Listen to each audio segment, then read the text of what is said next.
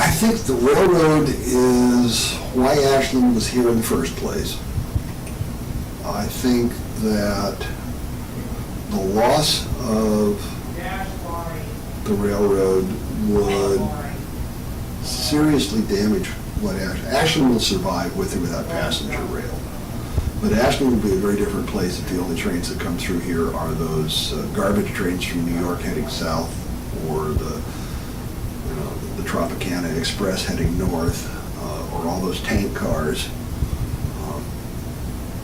One of the nice things about having Amtrak stop here is that it benefits the college, it benefits the town, it benefits the businesses downtown.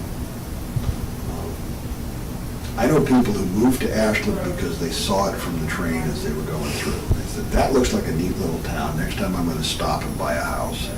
I know several people who've done that. You know.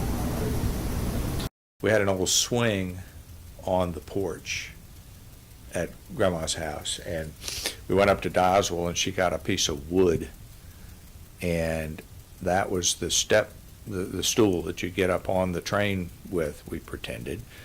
And the swing on the porch was the train, and she would be a passenger and I would be the conductor.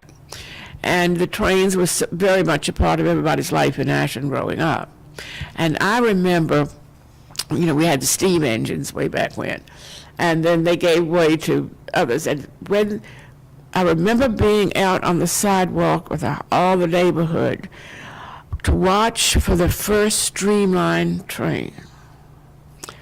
And we were all lined up there on Railroad Avenue, and I was with a friend, and she and I very often would go and put our ear to the track to listen for the train coming, because you could hear it in the track.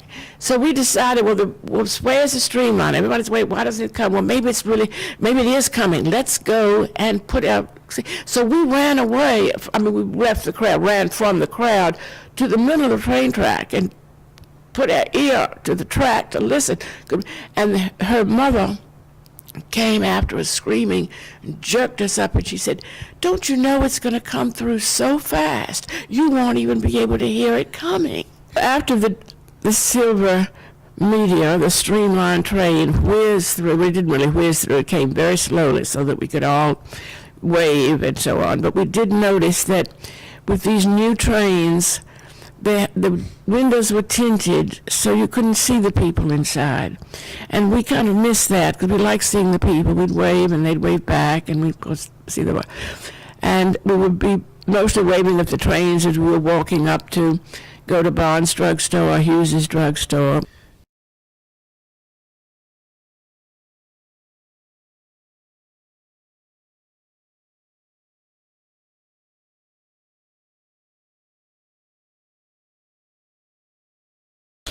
I love trains from the very beginning, always have. I collect electric trains now, and the trains were a big part of my childhood here in town, and Grandma would take me up on the railroad track and we'd watch the steam engines. I remember some of the last steam engines coming through town back in the early 50s.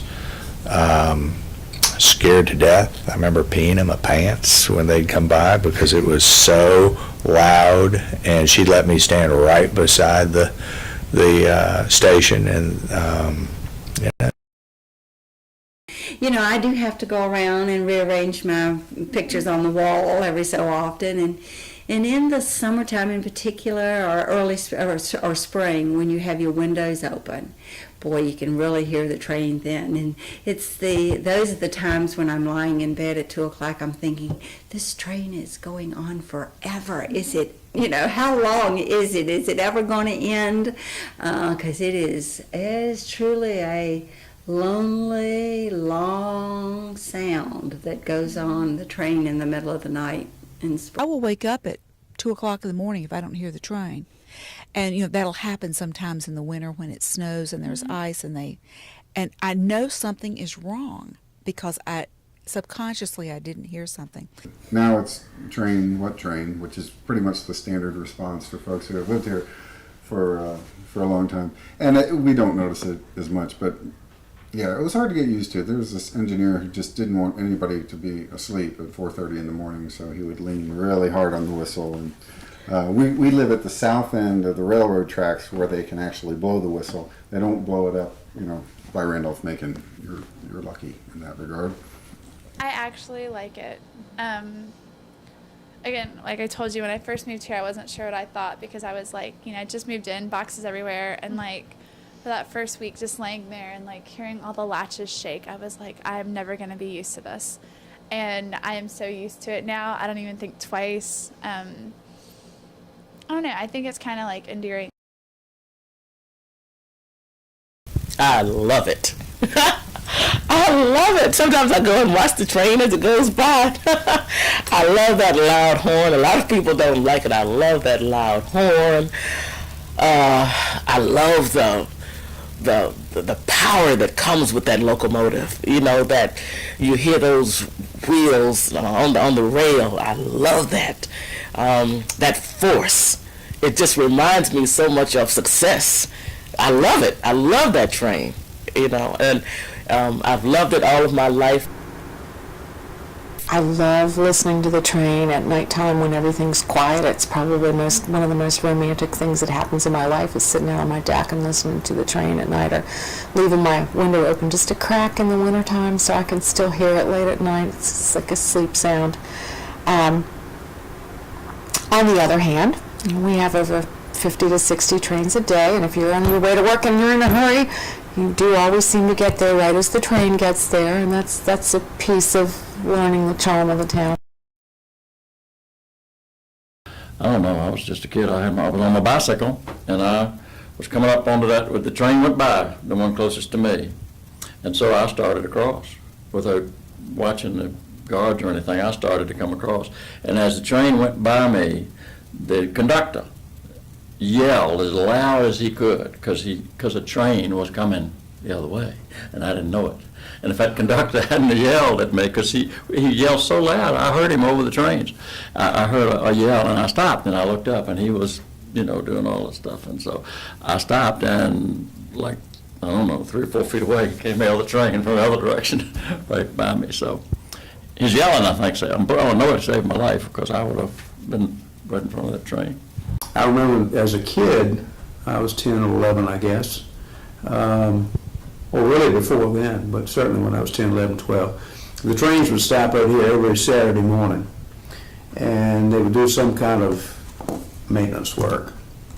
And in that day and time, you still had cabooses on the end of the train, so a caboose would stop very close, if not right in front of the house, very close to the house. So my buddy and I would get out and play on the caboose all day long. We used to sit on, used to be a big big swing on the porch there at 807, and we would sit there and count the trains going by and the cars and wave to the guys and the guys in the caboose. And Mom used, when she was a little kid, they used to sit out there and count the hobos that were in the train and then yell it to the guy in the caboose. Of course, he couldn't hear it, but at any rate, that was something.